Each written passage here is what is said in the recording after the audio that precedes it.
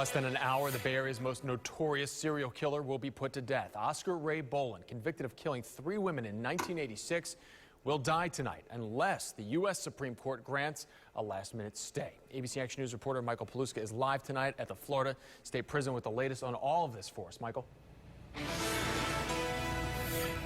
Jamison, Bolin ate his last meal at 10 o'clock this morning. We're told he had a ribeye steak medium rare with a couple of other sides. We asked about how his spirits were today. We were told that he was calm this morning and that he was in good spirits.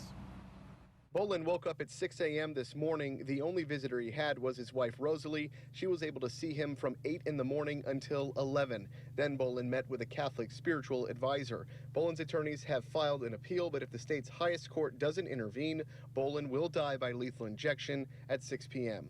In 1986, Bolin murdered 3 women, 2 in Hillsborough, 1 in Pasco County.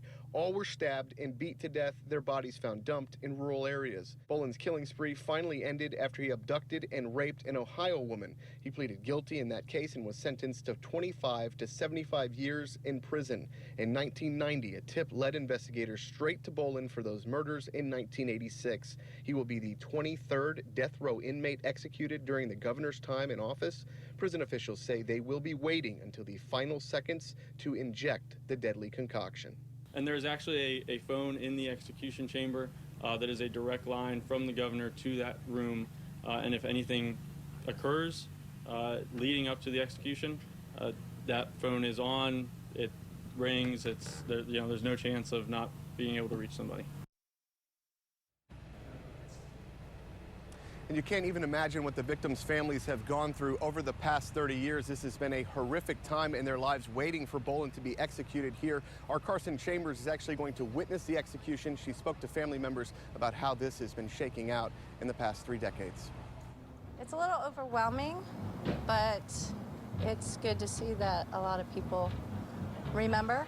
Birthdays and weddings and babies have defined 3 decades for Stephanie Collins' family and friends. She was really, really smart. She had beautiful eyes. She made everybody happy around her. They've celebrated all of them. They've had to without her. Thank God, finally, at this point, there's going to be some justice. The crowd inside a loud, busy Tampa restaurant where folks hugged, smiled, drank a beer is sharp proof life goes on despite aching loss. In that room, you couldn't help but gingerly step around the hole she left behind. None of us know what she would have become, but if you're like me, you often wondered what that might be. Stephanie Collins was just 17 years old, a freckled-faced teen who vanished from a Carrollwood shopping complex in 1986. He's a coward. He's a coward. Period. You've lived in prison for 29 years.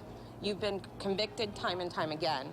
At least at the end, make your own peace and admit what you've done in life. Today, the state plans to end Tampa serial killer Oscar Ray Bolin's 9 lives after convictions, reversals, retrials, death sentences, appeals in the rapes, bludgeoning, and stabbing deaths of 3 women, including 26-year-old Terry Lynn Matthews and 25-year-old Natalie Holly.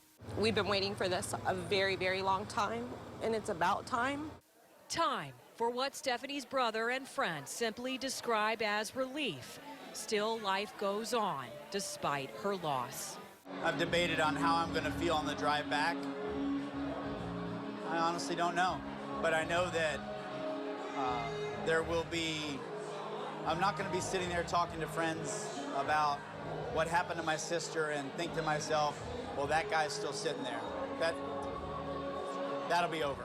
Carson Chambers, ABC Action News.